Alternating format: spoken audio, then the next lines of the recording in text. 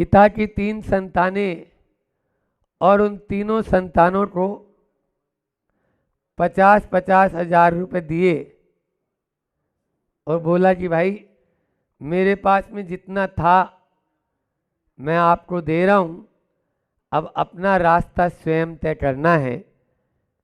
आप लोगों को इसके माध्यम से आगे का अवसर तलाशना है, अवसर खोजना है और अपनी उन्नति आप अपने पैरों पर करना है।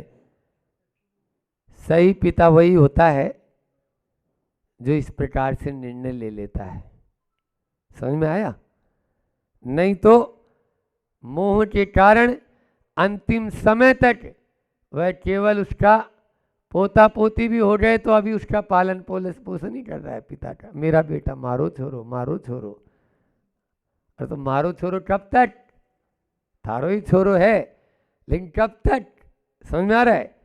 तो उस पिता ने 50 हजार रुपये दिए तो पहले ने सोचा 50 हजार में आज के ज़माने में क्या होगा, एक काम करते हैं, थोड़ा सा सवेरे लक की बात कर ही रहा था, नसीब को अपनाते हैं और सट्टा में लगाते हैं। पता है 1 के 10 होते हैं तो 50 के 5 लाख तो हो ही जाएंगे। बस उसने 50 हजार रुपये सट्टा में लगाए। बस क्या होना था? रोड पे आना था और क्या होना था?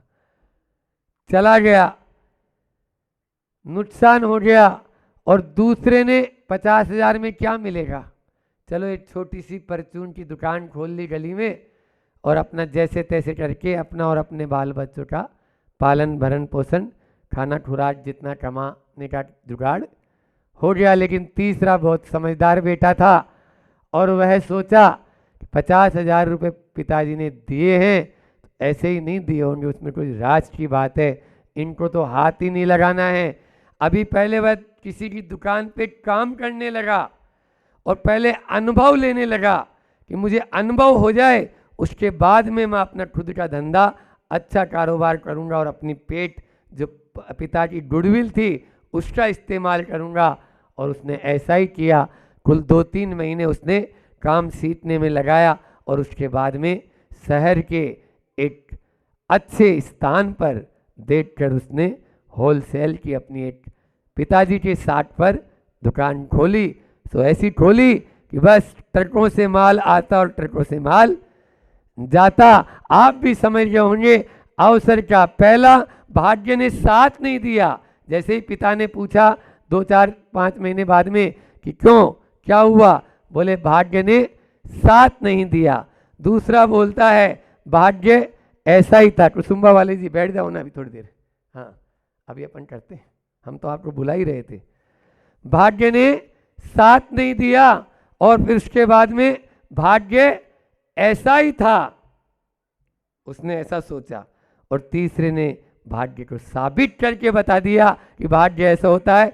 अवसर का दुरुपयोग करना, अवसर का सही प्रयोग नहीं करना और अवसर का सदुपयोग कर लेना। यही संत कहते हैं कि अवसर मिला है उसका सदुपयोग कर लो, अन्यथा वह तो बीत जाएगा, बीत जाएगा।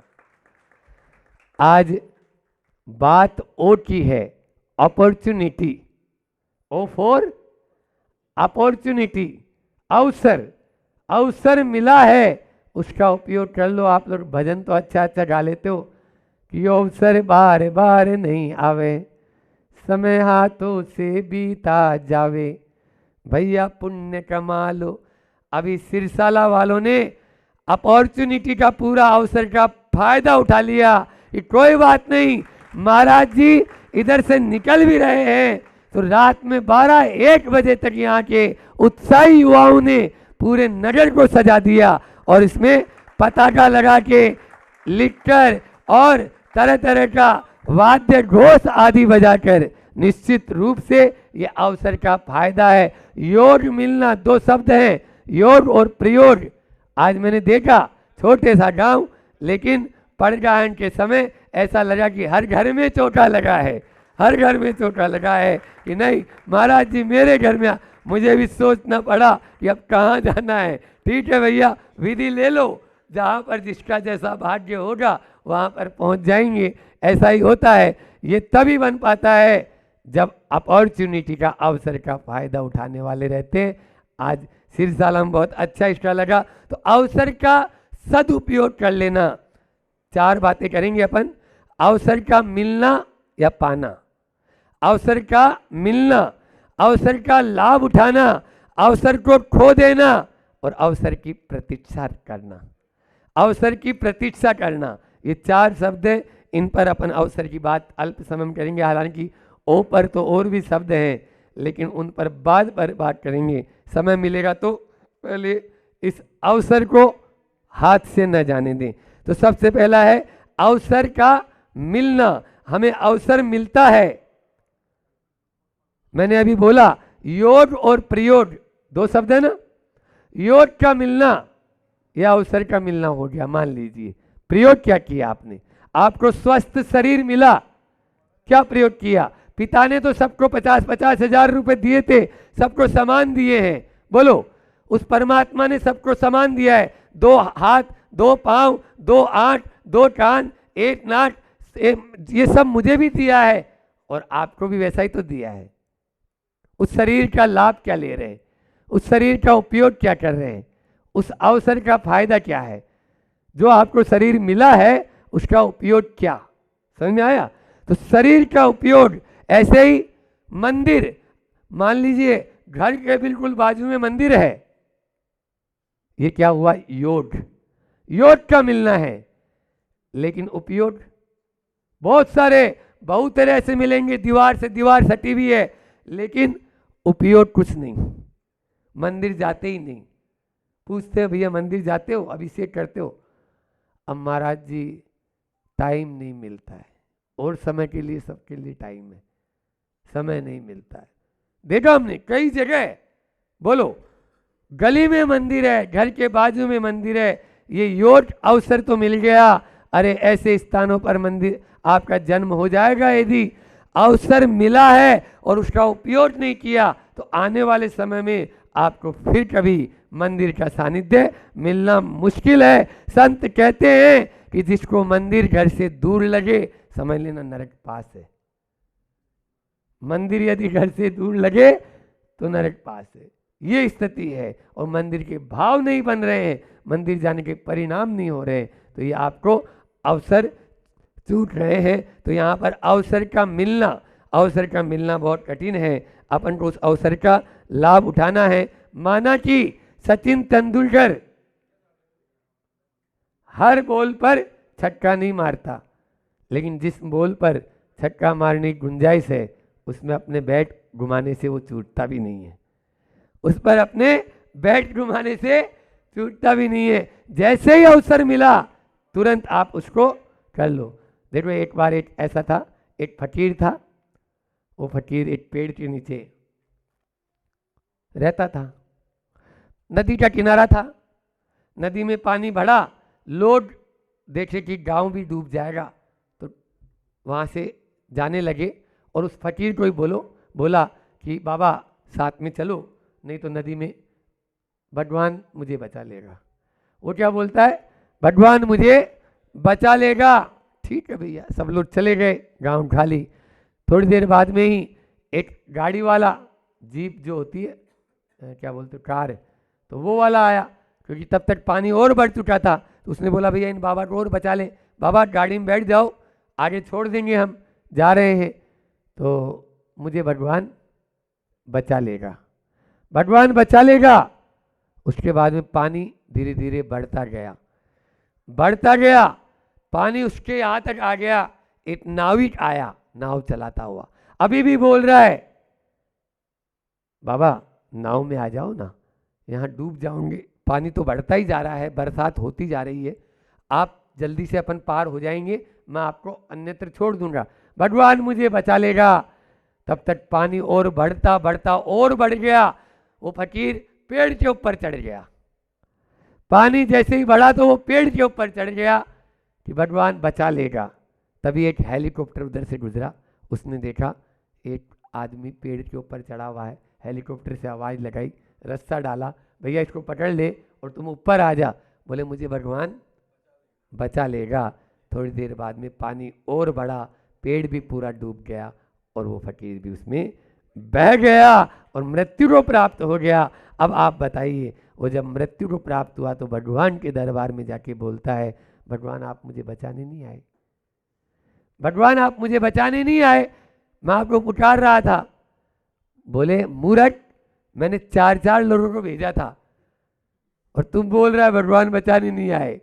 अवसर आपके पास में आता है लेकिन उस अवसर का लाभ आप उठा ही नहीं पाते हो, क्योंकि अवसर एक बार चूक गया, उसके बाद में केवल और केवल मृत्यु हाथ में लगेगी। इसलिए अवसर का पाना जितना महत्वपूर्ण है उतना ही लाभ उठाना भी महत्वपूर्ण है। जब तक आप अवसर जो मिला है उसका लाभ उठाइए, है ना, लाभ उठाइए। लाभ नहीं उठाया वो अवसर क्या काम का है, कोई काम का नहीं है। एक सेठ एक पेट्रोल पंप पर पेट्रोल भराने के लिए एक मर्सिडीज गाड़ी में आया, और मर्सिडीज में आया तो देखा कि पेट्रोल भरने वाला जो युवक है बहुत अच्छा है, और उसकी आंखों में झांका तो बोला ये मेरा कार्ड रख, ये मेरा कार्ड रख, और तुम्हें ज़रूरत पड़े तो तुम मेरे पास में आना, तुम्हें अच्छा स्थान दे दूंगा ताकि तुम्हारा उद्धार हो जाए।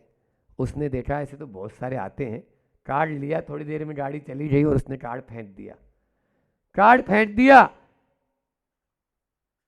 कोई बात नहीं, लगभग 2 साल बाद में एक दूसरा सेठ उधर से आया मर्सिडीज गाड़ी में पेट्रोल भराने, और उसी युवक के सामने गाड़ी आके खड़ी हुई, और जैसे ही वो पेट्रोल भरने लगा तो उस गाड़ी के सेठ ने बोला तुम मुझे पहचानते हो? मैं तो नहीं पहचानता, देखो मैं वही हूं, एक सेठ ने तुम्हें कार्ड दिया था, तुमने उस कार्ड को फेंक दिया था, और मैं यहाँ पर स्वीपर का काम करता था। जब सफाई में उस कार्ड के ऊपर मेरी नज़र गई तो उस व्यक्ति के पास में मैं चला गया, और आज उस व्यक्ति ने मुझे अपना जैसा बना दिया, मैं भी आज सेठ बन गया हूँ। वो जो स्वीपर था वो सेठ बन गया, क्यों? क्योंकि उसने अवसर का लाभ उठा लिया, अवसर का लाभ उठा लिया। वो कार्ड लेके पहुंच गया सीधा जिस कार्ड को उसने फेंका था। ये होता है, आज भी वो पेट्रोल ही भर रहा है। इसलिए अवसर को चूको मत, और अवसर आता है लेकिन खो देते हैं, खो देते हैं। आप देखिए ये जीवन मिला है बहुत अमूल्य, लेकिन कैसे खो रहे हैं? सोते सोते ही खो रहे हैं। बहुत सारे लोग तो सोते ही रहते हैं, उनको सोने में ही आदत आता है, बोलो, और जब तक वो सोएंगे नहीं तब तक उनको बोलते हैं कि भैया हमारी तो नींद अभी पूरी नहीं हो रही है। तो कैसे करेंगे?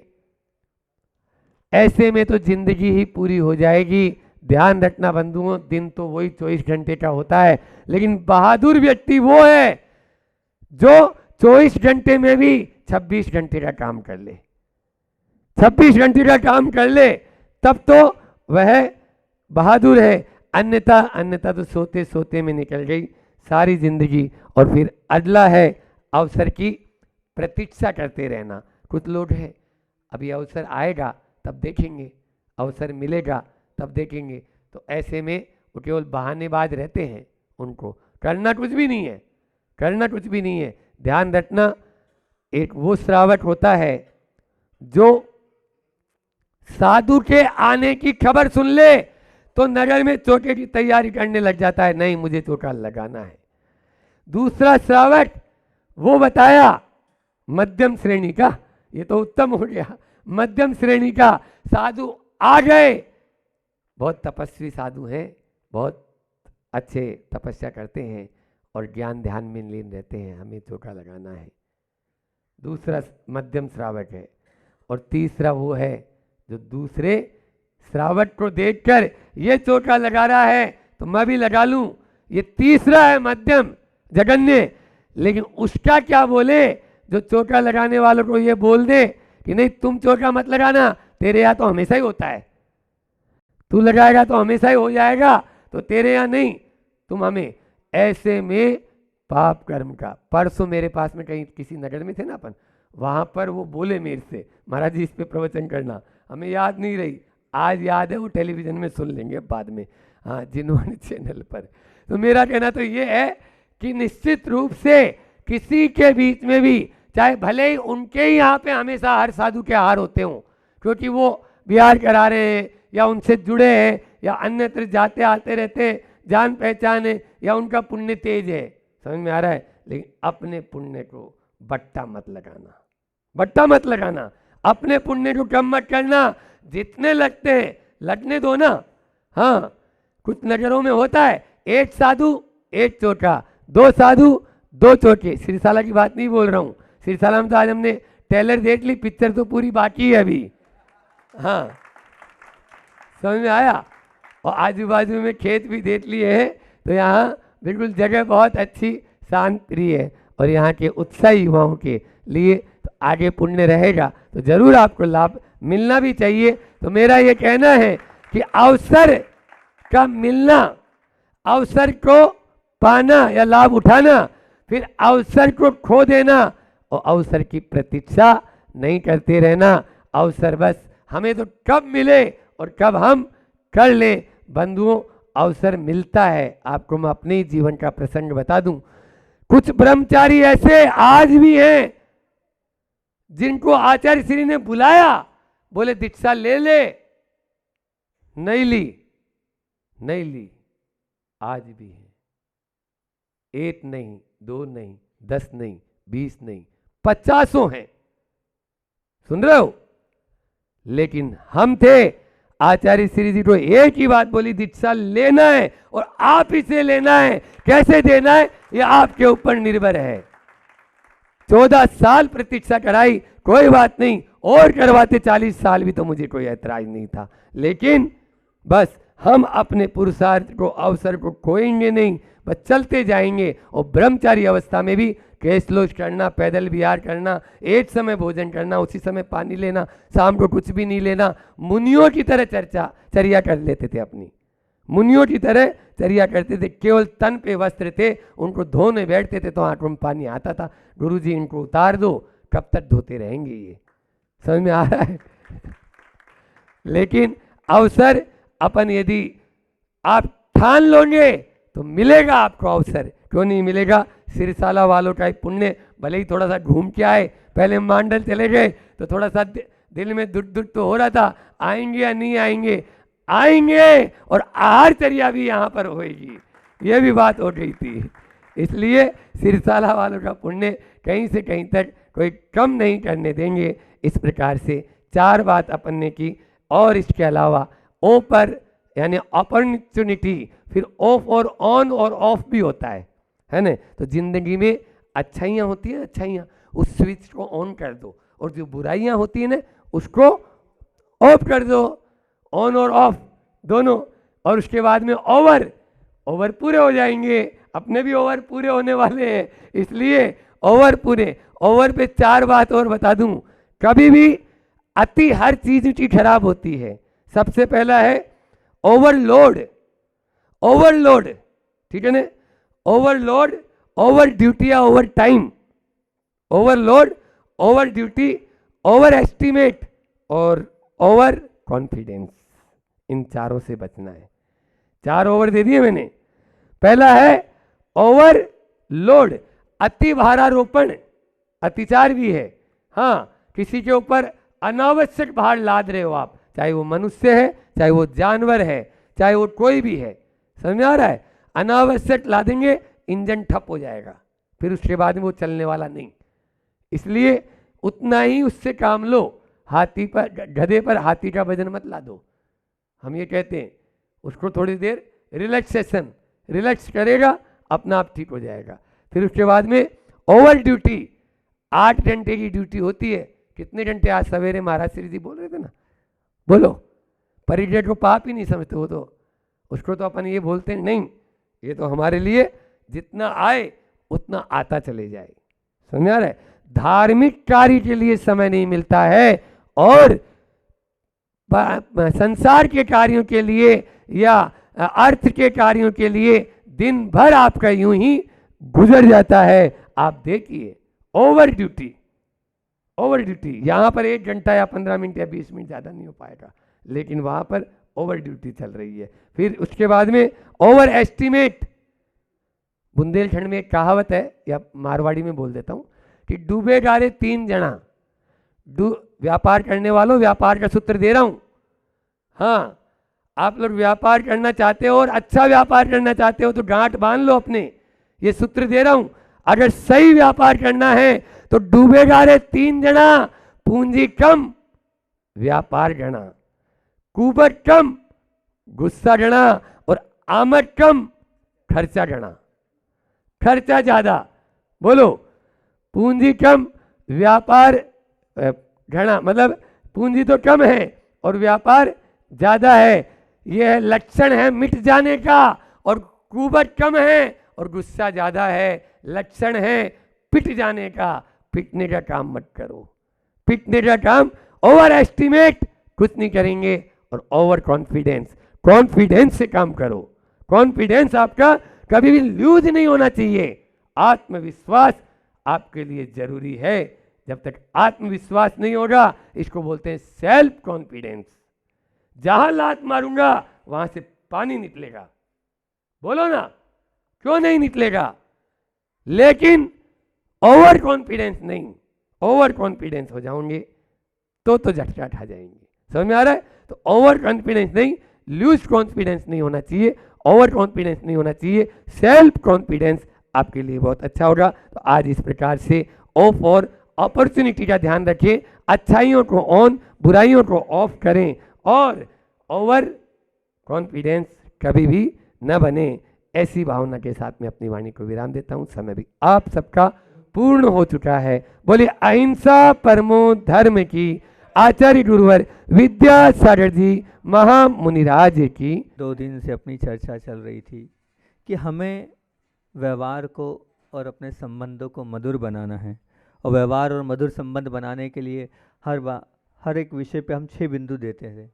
तो कल और परसों 2 दिन दिए, उनको एक बार रिवाइज कर लेते हैं। सबसे पहला बिंदु है हम थैंक्स गिविंग करें, लव टू थैंक मतलब धन्यवाद दें।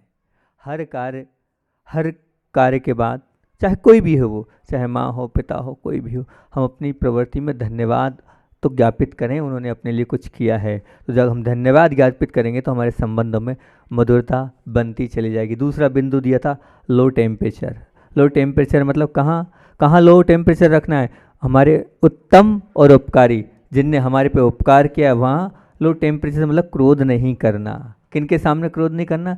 जो उत्तम है, उपकारी है। उस पर 7 बिंदु दिए थे। और क्या 7 बिंदु दिए थे? पहला, जब भी घर से बाहर निकलो क्रोध नहीं करना, क्योंकि प्रभु का नाम लेके हम निकलते हैं। क्रोध करके निकलेंगे तो कैसे काम चलेगा? जब घर के अंदर आओ तब क्रोध नहीं करना, क्योंकि घर के बाहर का गुस्सा घर के अंदर पत्नी बच्चों पर नहीं। भोजन करने बैठो क्रोध नहीं करना, नहीं तो वो जो भोजन है वो पूरा नकारात्मक जाएगा। भोजन के बाद फिर धर्म स्थान पर कभी क्रोध नहीं करना। अब धर्म स्थान पे तो क्रोध धोने का काम है, पाप धोने का काम है, वहाँ नहीं करना। 5वां बोला था कि अपने उपकारी पर कभी क्रोध नहीं करना, माता पर, पिता पर, गुरु पर कभी क्रोध नहीं करना। 6वां बोला था सोते समय कभी क्रोध नहीं करना। क्या पता सोते सोते ही मरण हो गया, उस क्रोध के साथ आप कहाँ जाओगे? सोते समय अच्छे भावों के साथ प्रभु का स्मरण करते हुए आपको सोना है।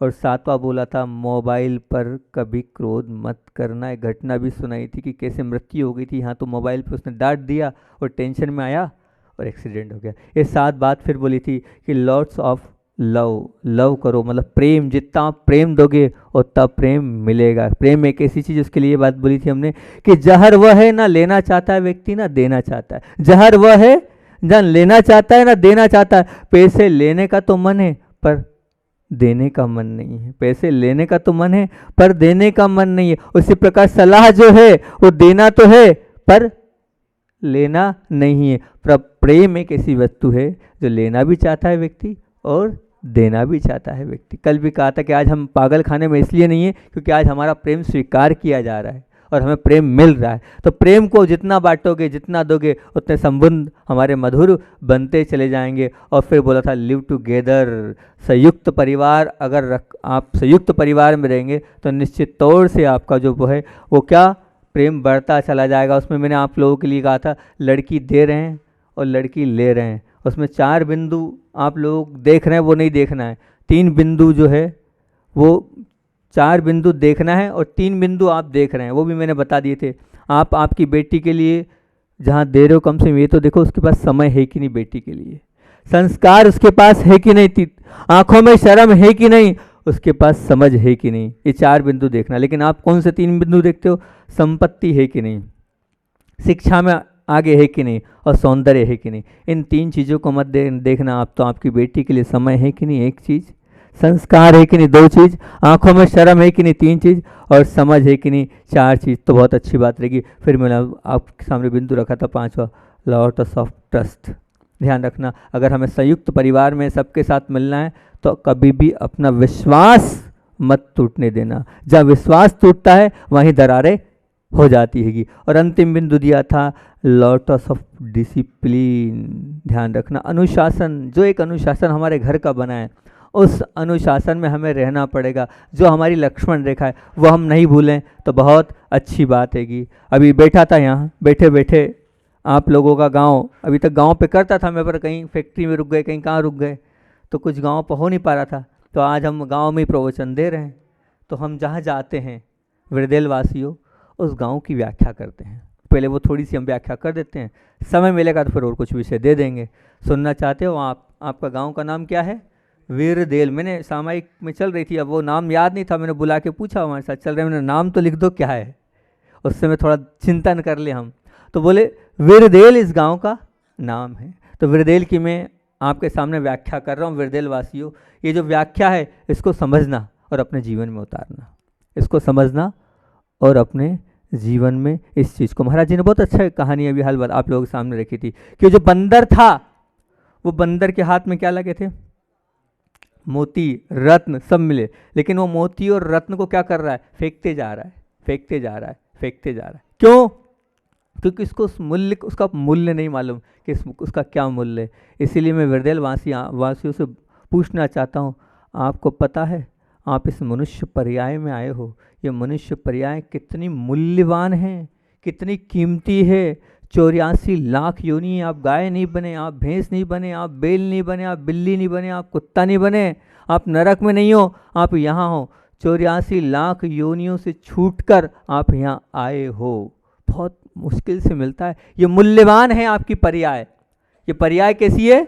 मूल्यवान है, बड़ी मुश्किल से मिली है। और उस मुश्किल से मिलने के बाद भी अगर आप उसका दुरुपयोग करोगे तो कैसे काम चलेगा? उसका तो सदुपयोग होना चाहिए। तो उसी पर हमने चिंतन किया वृदेल वासियों कि ये आपको पर्याय मनुष्य मिली है, उसका हम कैसे अपने जीवन में उसका मूल्य समझें। तो सबसे पहला वृदेल का वी कह रहा है, वृदेल का वी कह रहा है विनय के भाव नहीं, जीवन विनय के भाव अगर हमारे जीवन में नहीं है तो हमारे जीवन का कोई मूल्य नहीं। वी कह रहा है विनय के भाव अगर हमारे जीवन में नहीं है तो हमारे जीवन का कोई मूल्य नहीं है। विचार करना वृदेल वासियों, आपके पास विनय है कि नहीं? बड़ों के प्रति विनय है कि नहीं? गुरुओं के प्रति विनय है कि नहीं? या जिनने आपके साथ अच्छा किया है उसके प्रति विनय है कि नहीं? ये विनय गुण एक ऐसा है, कहते हैं आचार्य भगवान कि अगर अपना मरण सुमरण करना है, मरण सुमरण से तात्पर्य समझ रहे हो? अच्छे से मरण करना है। तो अच्छे से अगर मरण करना है तो उस मरण में सबसे प्रमुख कारण वहाँ पर दिए असमाधि के कारण। तो उस समाधि में अधिकतर यही है, विनय भाव। मतलब आपके अंदर जितनी विनय होगी दूसरों के प्रति, आप ये मान के चलना आपका अंत बहुत अच्छा होगा। अगर आप अपने मरण को सुमरण करना चाहते हो तो विनय को कूट कूट के भर लो, अंतरंग में हमेशा झुकने का स्वभाव रखो। आप तो बस सामने वाले ने कुछ कह भी दिया है तो उसको यहाँ से सुनो और वहाँ से निकालो। अगर आप चाहते हो कि आपको मनुष्य पर्याय मिली है और इस मनुष्य पर्याय का की सार्थकता कायम में है तो वृदेल वासियों, विनय के भाव नहीं तो जीवन का कोई मूल्य नहीं, जीवन का कोई मूल्य नहीं। इस मूल्यवान जीवन में आप विनय रखेंगे तो निश्चित मान के चलना आपका जो जीवन है बहुत आगे और उत्कृष्ट बनता चला जाएगा। वृदेल र क्या कह रहा है? र कह रहा है रहम के भाव नहीं तो जीवन का कोई मूल्य नहीं। र कह रहा है रहम के भाव नहीं तो जीवन का कोई मूल्य नहीं। आपके अंदर रहम के भाव है, दया के भाव है कि नहीं? आपके अंदर दूसरों के प्रति दया के भाव है कि नहीं? अगर दया के भाव नहीं तो आपका जीवन का कोई मूल्य नहीं। क्योंकि ये तो निश्चित आप मानते हो कि मैं जैसा जीव हूँ वैसे प्रत्येक प्राणी में जीव है, आत्मा है। अगर मुझे कुछ लग जाती है तो निश्चित तौर से अगर कोई दूसरा जीव है उसको भी अगर हम काट रहे हैं, मार रहे हैं और किसी प्रकार का आघात पहुंचा रहे हैं तो उसको दुख होगा कि नहीं? बताओ, होगा कि नहीं दुख? होगा ना? ये तो हाँ है ना में तो जवाब दो, होगा कि नहीं दुख? होगा ना? क्योंकि आप तो ये मान ही रहे हो कि अगर मेरे प्रति, मेरे लिए अगर किसी ने कुछ बुरा किया या मेरे साथ मार काट करी है तो मुझे दुख हो रहा है, तो मैं किसी के साथ मार काट करूँगा तो निश्चित ये मान के चलना उसको भी दुख और कष्ट तो होगा ही होगा। तो यहाँ पर जितने लोग बैठे हैं इस चीज़ को स्वीकार कर रहे हैं कि नहीं, कि जैसा मैं जीव हूँ प्रत्येक जीव मात्र को जीने का अधिकार है? ये मानते हैं सभी लोग? मान रहे हैं? पक्का? पक्का? तो कम से कम इतना ही आप बात कर लो कि हाँ मैं जीव हूँ तो सबको जीने का अधिकार है। तो संसार में बहुत सारी चीज़ें और भी हैं, कम से कम हम किसी जीव को मार कर नहीं खाएंगे। रहम के भाव नहीं तो जीवन का कोई मूल्य नहीं, रहम के भाव नहीं तो जीवन का कोई मूल्य नहीं। इतना आप कह दो कि हाँ आप आए हो, गुरुदेव आए हैं, देखो दो मुनिराज आपके गांव में आए हैं, आप इतना ही नियम ले लो सब हाथ जोड़ के, हाँ महाराज जी हम नियम लेते हैं कभी किसी जीव को मार कर नहीं खाएंगे। और भी बहुत सारी चीज़ें हो सकता है, इतना हो जाएगा। अगर आपके अंदर रहम भाव है, दया भाव है तो ही हो पाएगा, और दया भाव आपके अंदर नहीं है तो नहीं होगा। ध्यान रखना, अगर आप आज मार के खा रहे हो कल आपका भी दिन आएगा, कल आपको ही टिट फॉर टिट। आपने अगर गलत किया है तो निश्चित मान के चलना आपके साथ भी गलत होगा। होगा कि नहीं? क्योंकि हमारी रेखाएं लिखने वाले हम खुद हैं। प्रभु कुछ नहीं देता है, भगवान कुछ नहीं देता है, प्रभु और भगवान देने वाले कुछ नहीं है। देना और लेना सिर्फ हमारे कर्मों के आधार है। हमने जो किया है हमको वही मिलेगा।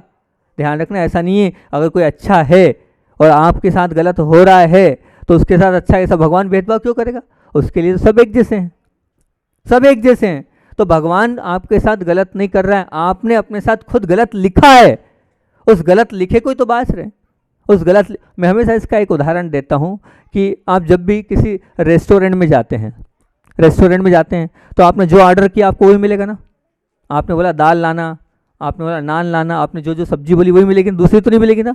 ये कर्म रूपी रेस्टोरेंट भी ऐसा ही है, जो आपने ऑर्डर किया वही आपको मिलेगा। ध्यान रखना, दूसरी चीज़ बन के आपके सामने नहीं आएगी। तो जब आप गलत करोगे तो निश्चित तौर से आपको गलत मिलेगा। ये बात मान के चलना, कोई भगवान देने वाला नहीं है, हम स्वयं अपना भविष्य लिखने वाले हैं। ये बात जब तक आपके दिमाग में नहीं बैठेगी तब तक आपके अंदर वो भाव नहीं होगा कि मैं किसी जीव को क्यों मारूं। उसको भी जीने का अधिकार है, उसको भी ये अधिकार है कि मुझे जीना चाहिए। तो इतना नियम ले सकते हैं यहाँ के लोग? बोलो तो सही, हाँ ना में तो जवाब दो। ले सकते हैं पक्का कि हम किसी को मारेंगे नहीं, और कोई मार भी रहा है तो उसको समझाएंगे भैया उसके अंदर भी जीव आत्मा, और संसार में बहुत सारी चीज़ें हैं और भी तो खाने की चीज़ें हैं, वो खा लेंगे लेकिन ये नहीं खाना। हो जाएगा? बोलो हाथ जोड़ के बोलो, हाँ महाराज जी हम किसी जीव को मार के नहीं खाएंगे। हो जाएगा भैया? बहुत सारे लोग सुन रहे हैं, आपके पुण्य से यहाँ मुनिराज आए हैं। हो जाएगा?